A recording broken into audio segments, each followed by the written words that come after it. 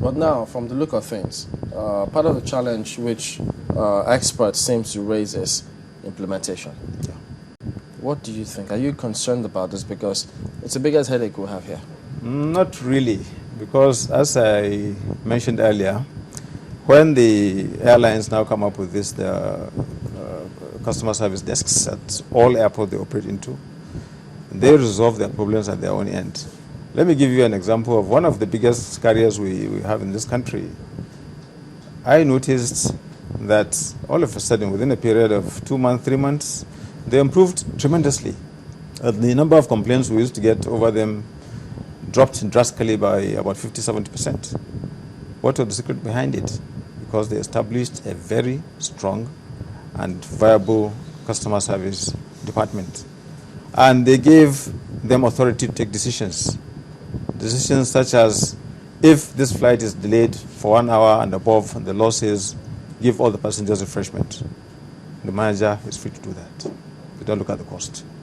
If it's delayed beyond 2 hours, refund everybody their ticket money, allow them to go and buy other tickets from other airlines. If we're waiting for a particular flight, yes, and it's delayed for 1 hour, yes, so wherever we are waiting, yeah, they are mandated to come and give us refreshments there. That's what the law says. That's the law. After 2 hours, they're supposed to refund you the cost of your ticket, so that you can take another flight and go. I really hope this will work out, because when the new minister came on, I remember then she said, well, for any delay, such airline will be sanctioned, and we saw a kind of improvement in their takeoff time.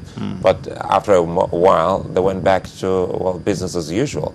Now with this law, how can we actually follow it through and through? It cannot be business as usual now, because if we had teeth and we could only bark before, now we can bite. So there are serious sanctions apart from what you give to the passenger as sanctions, such as the 25% cost of ticket you have to give in case of cancellations, the 30% you have to give on international routes. There are also sanctions that if you fail to do that, now NCAA comes in. There are administrative hearings which will now confirm. And if you are held liable, the sanctions will apply to you and the penalty would be applied on you. Penalties for airlines range from the minimum of 500,000 to a maximum of 5 million naira. Nobody will be willing to pay that kind of money, not with the kind of margin that airlines make as profit. So therefore, these laws are really deterrents, and we believe they are going to work. How do you approach ticket pricing at the counter? Because this minute you buy for a particular price, the same class, you come in for the next 5 minutes, it's changed, the same airline.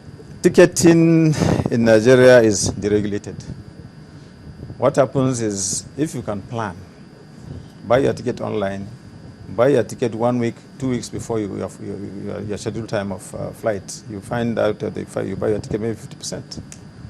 But if you don't, and you happen to have to travel at short notice, and you have to go to the counter to buy your ticket, the next person to you may buy his ticket at a lower rate, maybe 1,000, 2,000 naira lower than you, because as of then, the time to flight time is getting closer, so the price of ticket would get higher.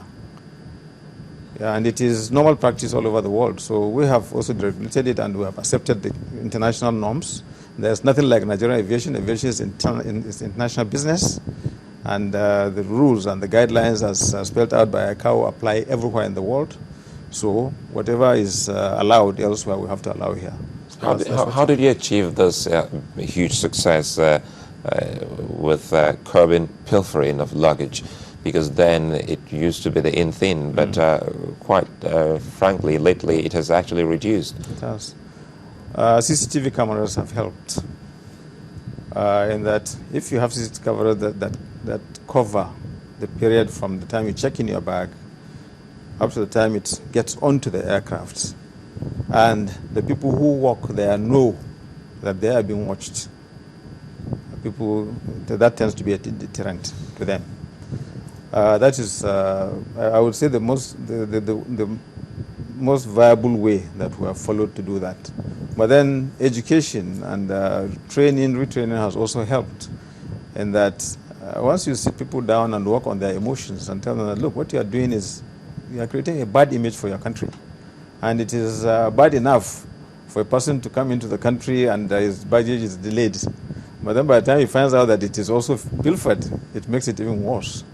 So people tend to get trained and understand that the things are not good for the industry. And when you catch 1 or 2 bad eggs and put the hammer, you find out that it works as a good deterrent also, and things have been looking up, I would say. Well, Milari here likes to know, says, what's the maximum period the airline is allowed to search for missing luggage before negotiation begins? It's 14 days, 14 weeks, yes. Okay. Joseph says, please can the NCAA personnel give us the complaints mail address because one of their sites is invalid. I don't know which one he checked, but already they're trying to reach you. But now your personnel will be at the airports. Yes, we are in all airports, and we're going to have stands in departure lounges and arrival halls all over, in all airports in the country. We are still there. We are on CPU, NCAA. Okay. At gov.ng. Okay, so there you go. Look out for them at the airports as well, and there'll be jingles, commercials, inserts in the papers, you say. So you need to look out so you know what your right is, because the airlines are expected to also display them upon the posts. So thank you for coming on this morning. Adamu Abdullahi is the Director, Consumer Protection of the Nigeria Civil Aviation